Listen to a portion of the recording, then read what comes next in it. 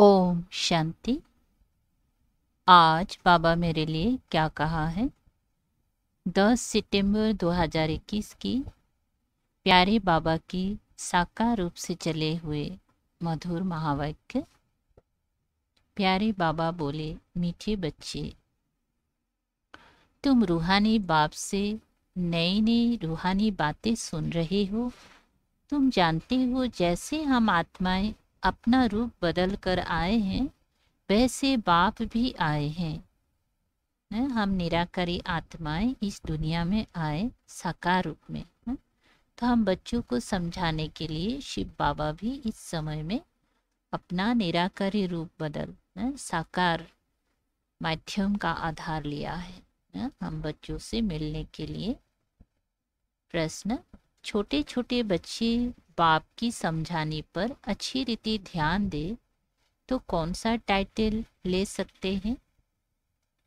छोटे छोटे बच्चे बाप की समझाने पर अच्छी रीति ध्यान दे तो कौन सा टाइटल ले सकते हैं। उत्तर है स्पिरिचुअल लीडर का।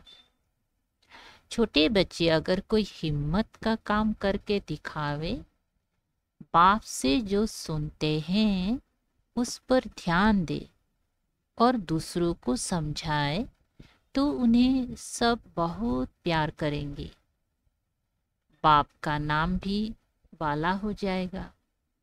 एक तो सभी उनको प्यार करेगा और बाबा का भी नाम रोशन हो जाएगा। आज का गीत बजा है, छोड़ भी दे आकाश सिंहासन। ओम शांति। बच्चों ने बुलाया, बाप ने रिस्पॉन्ड किया। प्रैक्टिकल में बच्चे क्या कहते हैं कि बाबा आप फिर से रावण राज्य में आ जाओ। अक्षर भी है ना, फिर से माया का परछाया पड़ा है। माया कहा जाता है रावण को। तो पुकारते हैं रावण राज्य आ गया है, इसलिए आप फिर से आ जाओ। रावण के राज्य में यहाँ बहुत दुख है, हम बहुत दुखी पाप आत्मा बन पड़े हैं। अभी बाप प्रैक्टिकल में है। बच्चे जानते हैं फिर से वही महाभारत लड़ाई भी खड़ी है। बाप ज्ञान और राजयोग सिखला रहे हैं, बुलाते भी हैं, हे निराकार। परम पिता परमात्मा निराकार से आकर साकार रूप लो, रूप बदलो। तो आज देखो बाबा, हम बच्चों का रिक्वेस्ट मान लिया ना कि आज बाबा साकार रूप धारण करके हम बच्चों के पास आया है राजयोग सिखाने। तो बाप समझाते हैं, तुम भी वहाँ के रहने वाले हो। ब्रह्म महत्त्व व निराकारी दुनिया में तुमने भी रूप बदला है, ये कोई नहीं जानते हैं। जो आत्मा निराकार है वही आकर साकार शरीर धारण करती है। वो है निराकारी वर्ल्ड,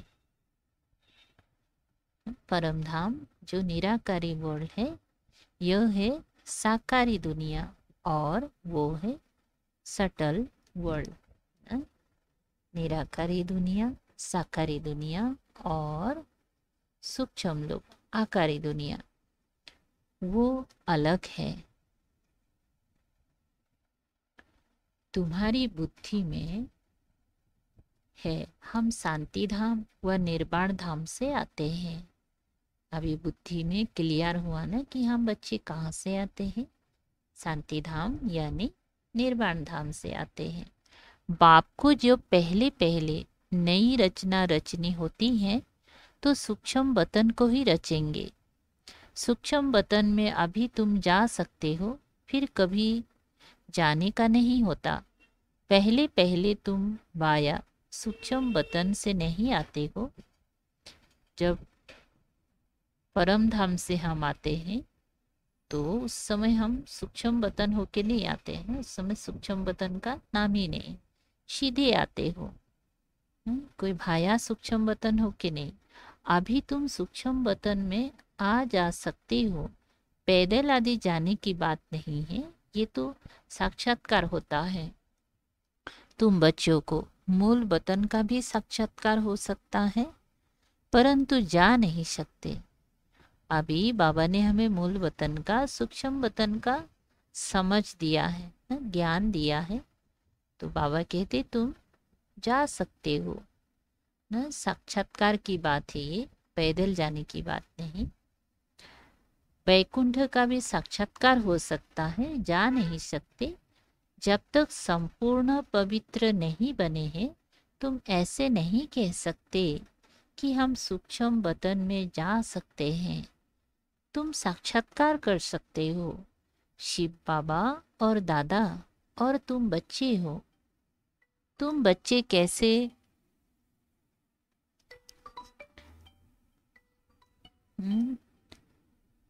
तुम बच्चे कैसे नए नए रूहानी बातें सुनते हो। ये बातें दुनिया में कोई नहीं जानते। भल कहते हैं इन कॉर्पोरियल वर्ल्ड, परंतु ये पता नहीं है कि वो कैसे होती हैं। पहले तो आत्मा को ही नहीं जानते तो निराकारी दुनिया को फिर जानेंगी कैसे? क्या जानेंगे? बाप पहले पहले आकर आत्मा का रियलाइजेशन कराते हैं। तुम आत्मा हो, फिर रूप बदला है, अर्थात निराकार से साकार में आए हो। अभी तुम समझते हो हमारी आत्मा 84 जन्म कैसे भुगती है। वह सारा पाठ आत्मा में रिकॉर्ड मौखिक भरा हुआ है। पहले ये बातें सुनाते थे। बाप कहते हैं अभी तुमको गुह्य रमणीक बातें सुनाता हूँ। जो तुम आगे नहीं जानते थे वो अभी जानते हो। नए नए पॉइंट्स बुद्धि में आती जाती हैं, इसीलिए दूसरों को भी झट समझा सकते हो। दिन प्रतिदिन यह ब्राह्मणों का झाड़ बढ़ता जाता है। यही फिर देवी झाड़ बनना है। ब्राह्मण ही वृद्धि को पाएंगे। देखने में कैसे छोटे आते हैं। जैसे वर्ल्ड के नक्शे में इंडिया देखते हैं तो कितनी छोटी दिखाई पड़ती है। अच्छा, तो वास्तव में इंडिया है कितनी बड़ी न? पर नक्शा में तो छोटी दिखते हैं। तो वैसे ही ज्ञान के लिए कहा जाता है मन मना भव, अर्थात अल्प को याद करो। बीज कितना छोटा होता है, झाड़ कितना बड़ा निकलता है न? बाबा पूरी झाड़ का बीज है तो कितना छोटा है, लेकिन ये झाड़ देखो कितना विस्तार है। तो ये ब्राह्मण कुल भी छोटा है, वृद्धि को पाता जाता है। तुम्हारी बुद्धि में है कि हम इस समय ब्राह्मण हैं, फिर देवता बनेंगे। 84 जन्मों की सीढ़ी तो बहुत अच्छी है। बच्चे समझा सकते हैं। जो 84 जन्म लेते हैं वही आकर समझते हैं। फिर कोई 84 कोई 80 भी लेते होंगे। यह तो समझते हैं हम इस देवी कुल के हैं, हम सूर्यवंशी घराने के बनेंगे। अगर नापास होंगी तो फिर देरी से आएंगी। सभी इकट्ठे तो नहीं आएंगे। भल बहुत ज्ञान लेते रहते हैं, परंतु इकट्ठे तो नहीं आएंगे ना। जाएंगे इकट्ठे, आएंगे थोड़े थोड़े। ये तो समझ की बात है ना। सब कैसे इकट्ठे 84 जन्म लेंगे ना?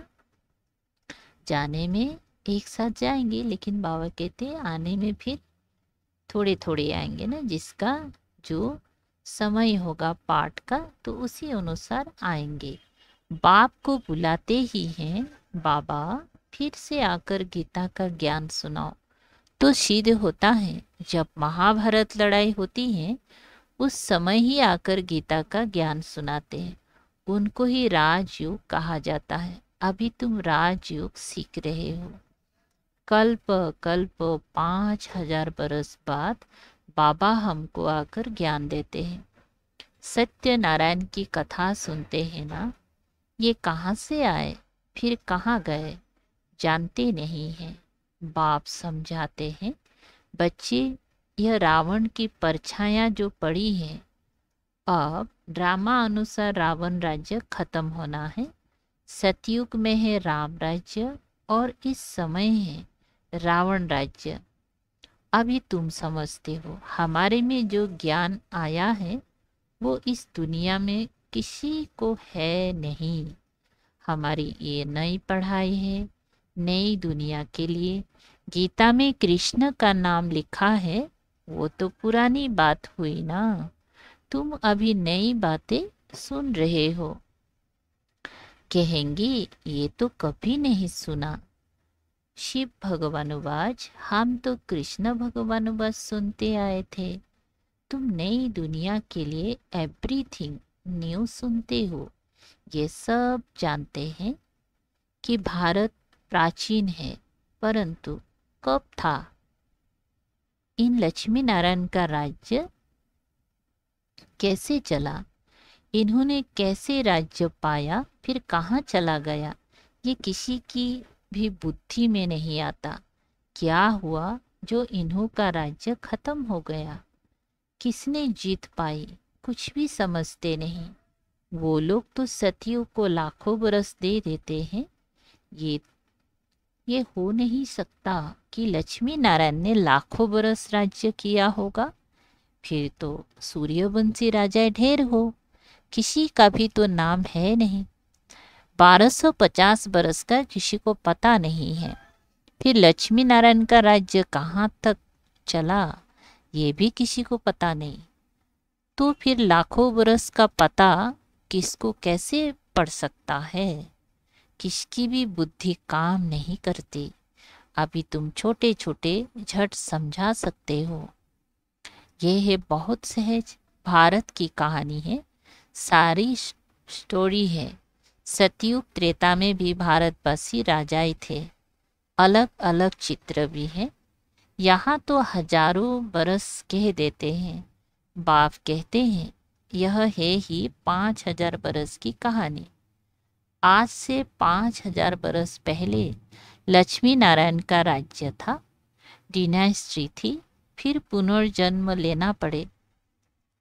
छोटी छोटी बच्चियां इतना थोड़ा भी बैठ समझाए तो समझेंगे।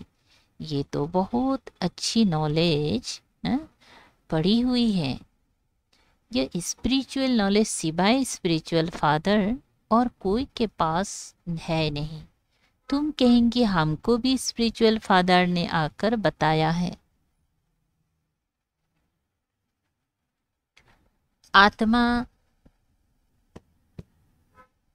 आत्मा शरीर द्वारा सुनती है। आत्मा ही कहेंगी हम फलाना बनते हैं।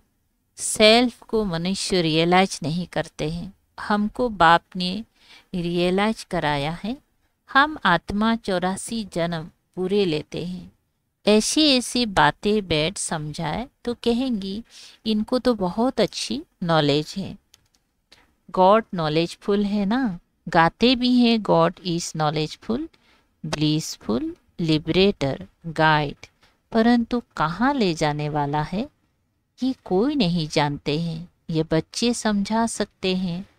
स्पिरिचुअल फादर नॉलेजफुल है, इसको ब्लिसफुल कहा जाता है ना। स्पिरिचुअल फादर नॉलेजफुल है, इसको ब्लिसफुल कहा जाता है।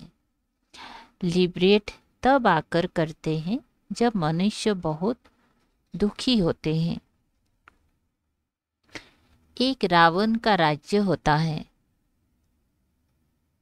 हेवनली गॉड फादर कहा जाता है। हेल को रावण राज्य कहा जाता है। ये नॉलेज किसको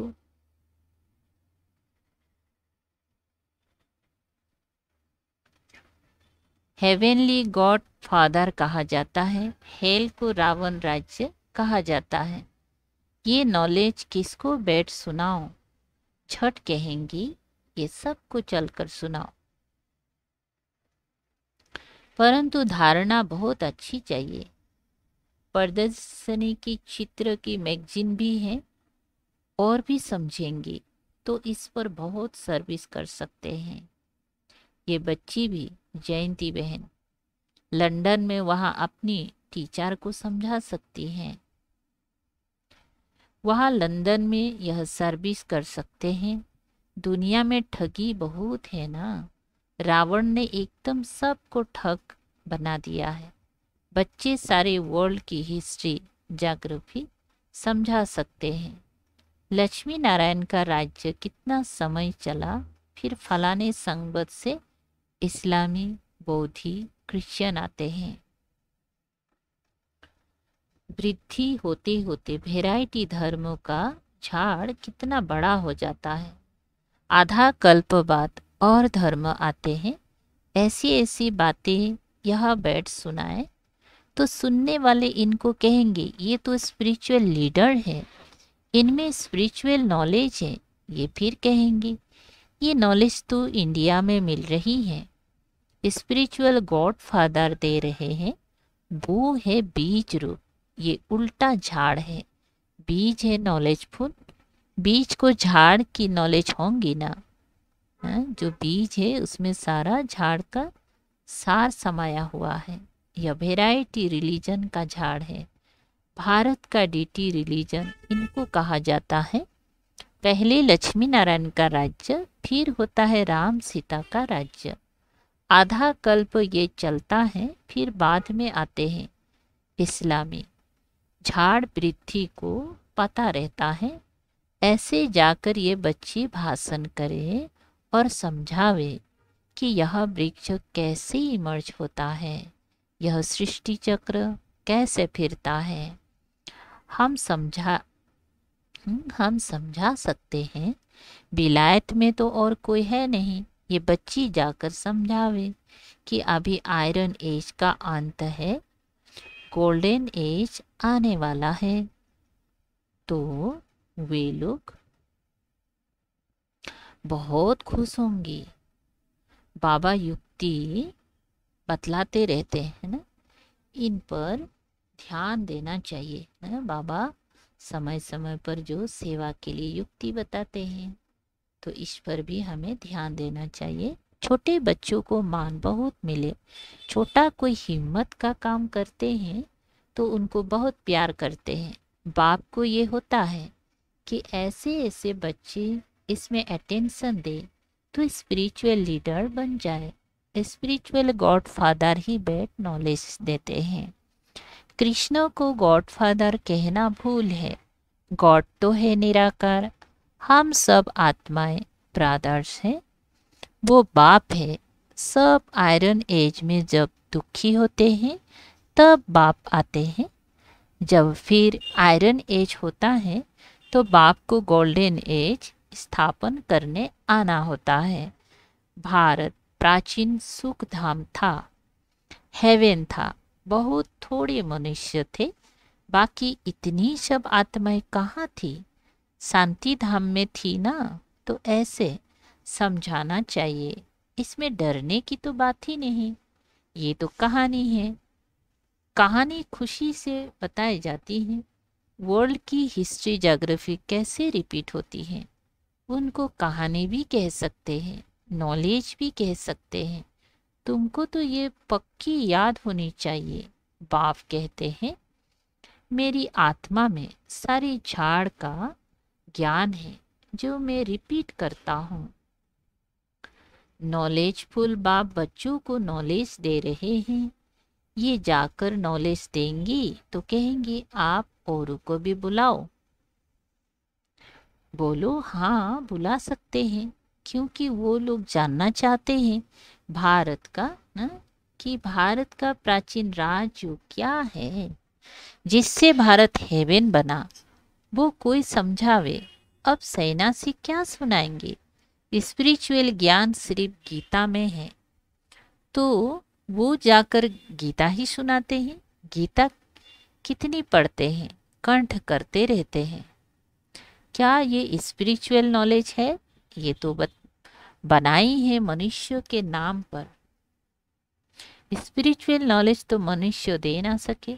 तुम अभी फर्क समझते हो उस गीता में और जो बाबा सुनाते हैं उसमें रात दिन का फर्क है। जो भक्ति में सुनाते हैं ना भक्ति मार्ग में, तो वह गीता और बाबा इस समय जो गीता सुना रहे हैं ना, गीता का जो सार सुना रहे हैं, तो बाबा बोलते उसमें और इसमें रात दिन का फर्क है। दिया फादर ने और नाम डाल दिया है कृष्ण का। सतयुग में कृष्ण को यह नॉलेज तो है ही नहीं, नॉलेजफुल है ही फादर। कितनी अटपटी बातें हैं। इस समय नॉलेजफुल शिव बाबा है, ज्ञान का सागर नॉलेजफुल, और भक्ति में नाम डाल देते हैं कृष्ण का कि कृष्ण ही गीता सुनाया। तो बाबा कहती कितनी अटपटी बातें हैं। कृष्ण की आत्मा जब सतयुग में थी तब तो नॉलेज है ही नहीं, कितना सूत मुझा हुआ है। ये सब विलायत में जाकर नाम निकाल सकते हैं, भाषण कर सकते हैं। बोलो, वर्ल्ड की हिस्ट्री ज्योग्राफी की नॉलेज हम आपको दे सकते हैं। गॉड हेवन स्थापन कैसे करते हैं, वो हेवन से फिर हेल कैसे बनता है, सो हम आपको समझाते हैं ना। बाबा कैसे स्वर्ग स्थापन करते हैं, हेवन स्थापन करते हैं, और वो हेवन कैसे हेल में परिवर्तित हो जाते हैं, सो हम आपको समझाते हैं। यह बैठ लिखे फिर देखे, हम कोई पॉइंट भूले तो नहीं, कोई पॉइंट छूट तो नहीं गया, फिर याद करके लिखे। ऐसे प्रैक्टिस करने से बहुत अच्छा लिखेंगे, बहुत अच्छा समझाएंगे, तो नाम वाला हो जाएगा। यहाँ से भी बाबा कोई को बाहर भेज सकते हैं, ये जाकर समझाए तो भी बहुत अच्छा है। 7 दिन में भी बहुत होशियार हो सकते हैं। बुद्धि में धारणा करना है, बीज और झाड़ डिटेल समझानी है। चित्र पर बहुत अच्छी रीति समझा सकते हैं। सर्विस का शौक होना चाहिए, बहुत ऊंच मर्तबा हो जाएगा। नॉलेज बड़ी सहज है, ये है पुरानी छीछी दुनिया। स्वर्ग के आगे ये पुरानी दुनिया जैसे गोबर मिशल है, इनसे बांस आती है। वो है सोने की दुनिया, ये है गोबर की दुनिया, बदबू देने वाली दुनिया। तुम बच्चे जानते हो, अभी हम ये शरीर छोड़ जाकर प्रिंस प्रिंसेस बनेंगे। ऐसे स्कूल में पढ़ने जाएंगे, वहाँ ऐसे विमान होंगे, फूल प्रूफ होंगे। ये खुशी बच्चों को अंदर रहे तो कभी भी कोई बात में रोना नहीं आए। तुम समझते हो ना कि हम प्रिंस प्रिंसेस बनेंगे, तो तुमको क्यों नहीं अंदर में खुशी होनी चाहिए। भविष्य में ऐसे स्कूल में जाएंगे, यह करेंगे। बच्चों को पता नहीं क्यों भूल जाता है। बहुत नशा चढ़ना चाहिए। अच्छा, मीठे मीठे सिकलधे बच्चों प्रति माता पिता बाप दादा का याद प्यार और गुड मॉर्निंग। रूहानी बाप की रूहानी बच्चों को नमस्ते। हम रूहानी बच्चों की रूहानी बाप दादा को याद प्यार, गुड मॉर्निंग और नमस्ते नमस्ते। शुक्रिया बाबा, थैंक यू बाबा।